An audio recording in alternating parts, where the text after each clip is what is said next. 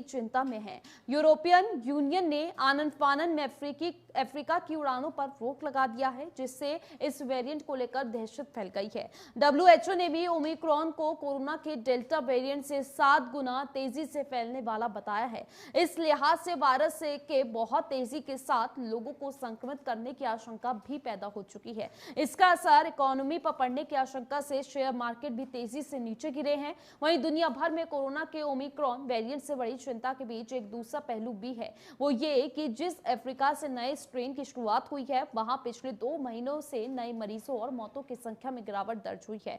ये बात इसलिए अहम है क्योंकि अफ्रीकन मेडिकल एसोसिएशन का कहना है कि अफ्रीका में ओमिक्रॉन वेरिएंट 2 महीने से मौजूद है। तब से अब तक ये 45 बार अपना रूप बदल चुका है। इसके बावजूद मौतों की संख्या में कमी आ रही है। वहीं आपको बता दें कि इस ओमिक्रॉन को लेकर भारत भी पूरी तरह से अलर्ट हो चुका है। भारत सहित कई देशों में अलर्ट जारी हो चुका है। अगर भारत की बात की जाए तो वहां पर आपको बता दें कि केंद्रीय स्वास्थ्य मंत्रालय ने सभी राज्यों और केंद्र शासित प्रदेशों को चिट्ठी लिखकर सावधानी बरतने की सलाह दी है और केंद्र के अलावा राज्य सरकारें भी अपने अपने स्तर पर पूरी तरह से अलर्ट हैं। ऐसे में राज्य सरकारों ने कई तरह के आदेश जारी कर दिए हैं और कोविड-19 का नया वेरिएंट इसी हफ्ते दक्षिण अफ्रीका में पाया गया था, जिसको लेकर WHO ने भी शुक्रवार को वेरिएंट ऑफ कंसर्न यानी कि बेहद चिंताजनक इसे बता दिया है। इसे ओमिक्रॉन नाम दिया गया है और इसे कोरोना के बाकी वेरिएंट से ज्यादा संक्रामक भी बताया जा रहा है। ऐसे में ओमिक्रॉन वेरिएंट से बढ़ती चिंता के बीच केंद्रीय स्वास्थ्य मंत्रालय के सचिव राजेश भूषण ने सभी जिलों और राज्यों और केंद्र शासित प्रदेशों को चिट्ठी लिखी है। इस चिट्ठी में रिस्क वाले देशों से आने वाले यात्रियों की स्क्रीनिंग और 14 दिन के क्वारंटीन करने की सलाह भी दी गई है। तो ऐसे में आपको बता दें कि केंद्र ने चिट्ठी लिखी है, साथ ही राज्यों की बैठक भी बुलाई है और साथ आपको बता दें कि लगातार भारत में भी ओमिक्रॉन को लेकर अलर्ट जारी कर दिया गया है, क्योंकि ओमिक्रॉन के मिलने से दुनिया भर में दहशत फैली हुई है। इसीलिए भारत पूरी तरह से पहले ही अलर्ट हो चुका है ताकि अब भारत में कोई दोबारा दूसरी लहर ना आ जाए, इसीलिए पहले ही एहतियात बरते जा रहे हैं।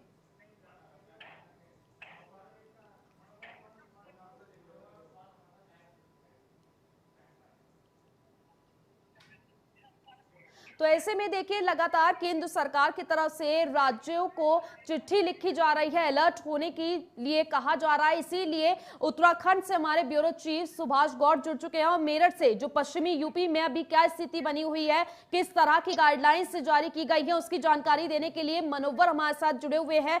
सुभाष, सबसे पहले आपके पास आना चाहूंगी मैं। देखिए ओमिक्रॉन को लेकर पूरी दुनिया में इस समय दहशत का माहौल है। भारत में भी केंद्र सरकार की तरफ से राज्यों को चिट्ठी लिख दी गई है। उत्तराखंड में क्या कुछ अभी कदम उठाए जा रहे हैं इसको लेकर? बिल्कुल, राज्य सरकार कहीं ना कहीं सतर्क नजर आ रही है और खासतौर पर कहा जा सकता है कि जिस तरीके से प्रदेश में एक बार फिर कोरोना के मामले बढ़े हैं, खासतौर से राजधानी देहरादून में भी जिला अधिकारी देहरादून के में अलर्ट रखा गया है।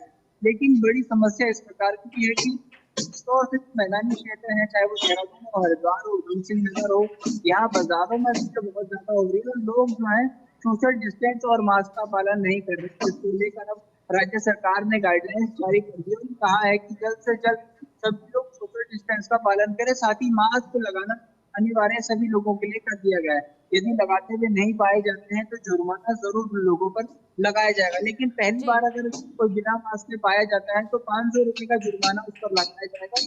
दूसरी बार भी वो बिना मास्क के ऐसे तीसरी बार में 1000 रुपए उसको जुर्माना किया जाएगा।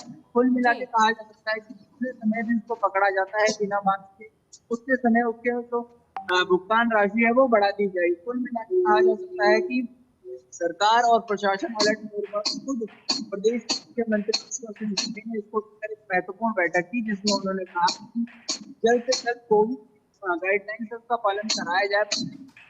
तो तो ऐसे सुभाष, आपकी आवाज सही से नहीं आ पा रही है, शायद नेटवर्क इशू है। आप सही करने की कोशिश कीजिए। दोबारा मैं आपके पास लौटूंगी। मनोवर भी लगातार हमारे साथ बने हुए हैं। मनोवर, अगर पश्चिमी यूपी की बात की जाए तो वहां पर किस तरह के तैयारी की जा रही है, क्या कुछ गाइडलाइंस जारी की गई है, अस्पताल अभी कितने तैयार हैं? देखिए, अगर पश्चिम यूपी की बात की जाए तो पारुल यहाँ पर तैयारियां तेज कर दी गई हैं। जो बाहर से विदेशों से आने वाले लोग हैं उनकी मॉनिटरिंग करने की बात की जा रही है, उनको चिन्हित कर उनकी टेस्टिंग करने की बात की जा रही है। साथ ही तमाम जो हॉस्पिटल थे, कोविड हॉस्पिटल थे, उनको अलर्ट पर रखा गया है। इसके अलावा थर्ड वेव का इंतजार पहले ही था और उसी को लेकर के तैयारियां थी, लेकिन अब जिस तरीके से थर्ड वेरिएंट कह सकते हैं वो जो विदेशों में आया, इसको लेकर के हिंदुस्तान में भी अलर्ट जारी कर दिया गया है। कमिश्नर से लेकर तमाम जो जिले के आला अफसर हैं वो इसको लेकर के बैठकें कर रहे हैं और हिदायत दी गई है जो बाहर से आने वाले लोग हैं उन पर खासा निगाह रखी जाए। खास तौर से स्वास्थ्य विभाग को अलर्ट रहने के लिए कहा गया है। हालांकि यहाँ पर पहले ही कह सकते हैं डेंगू और अन्य जो उन बीमारियां उनका प्रकोप है उसको लेकर के भी अलर्ट है, लेकिन जिस तरीके से अब जो नया वेरिएंट कोविड का उभर कर आ रहा है उसको लेकर के हड़कंप की स्थिति है। हालांकि ज्यादा लोगों को इसके बारे में जानकारी नहीं है, ऐसा पैनिक भी नहीं फैला है। हालांकि प्रशासनिक अधिकारी इसको अभी अवेयर करने में लगे हैं, मास्क का इस्तेमाल करें और जो सोशल दूरी बनाने की बात की जा रही थी उसको भी कहा जा रहा है। हालांकि जो पहले दुकानें खोली जाती थी, सप्ताह में एक दिन बंद रहती थी, उसको लेकर के भी बंदी का जो आदेश है यथावत जारी है। ऐसे में हर तरीके से कोशिश है कि जो थर्ड वेरिएंट जो आ रहा है विदेशों में है उसको हिंदुस्तान में ना नहीं दिया जाए। जो बाहर से फ्लाइट आ रही है उसको लेकर के चेकिंग की जाती है। हालांकि दिल्ली से लेकर के जहां जिस जिले में व्यक्ति जाता है वहां तक उसको मॉनिटरिंग की जाती है, इसकी टेस्टिंग की जाती है और चिन्हित किए जाते हैं। हालांकि पूर्व में कुछ लोग आए थे उसको भी एडमिनिस्ट्रेशन अभी चिन्हित करने में लगा है, उनकी तमाम जांचें कराने की बात की जा रही है। यानी कि पूरी तरीके से पश्चिम उत्तर प्रदेश तैयारी जो है वो अभी से कर ली गई है। सुभाष, अगर उत्तराखंड की बात की जाए तो उत्तराखंड में देखिए विधानसभा चुनाव भी अब नजदीक है, उत्तर प्रदेश में भी उत्तराखंड में भी। वहीं अगर पहाड़ी इलाकों की बात की जाए तो पहले से ही वहां पर स्वास्थ्य सुविधाएं उस तरह से नहीं होती जितनी शहरी इलाकों में होती है। तो कहीं ना कहीं एक बार फिर से सरकार के सामने, प्रशासन के सामने चुनौती बहुत बड़ी है कि विधानसभा चुनाव भी है और किस तरह से स्वास्थ्य सेवाओं को भी सुधारा जाए। जी बिल्कुल पारुल, उत्तराखंड में स्वास्थ्य सुविधा को सुधारना एक बड़ी चुनौती है राज्य सरकार के लिए। खासतौर से जैसे कि आपने कहा कि पहाड़ी क्षेत्रों में वो व्यवस्थाएं नहीं की गई हैं अभी तक। लगभग पिछले 21 सालों से उम्मीद की जा रही थी कि पहाड़ की जो दुर्दशा है सुधरेगी, स्वास्थ्य सुविधाएं वो सुधरेगी, लेकिन वो सुधरने की नजर नहीं आती है। जब इस तरीके की समस्याएं सरकार के पास आती है, चाहे वो कोरोना काल में देखा जाए कि पहाड़ों की स्थिति बेहद खराब थी, लोगों को राजधानी देहरादून लाया जाता, हरिद्वार जिले में लाया जाता, उधमसिंह नगर जिले में लाया जा रहा था और इन जिलों में भी अस्पतालों में बेड की समस्या बहुत अधिक देखने को मिल रही थी।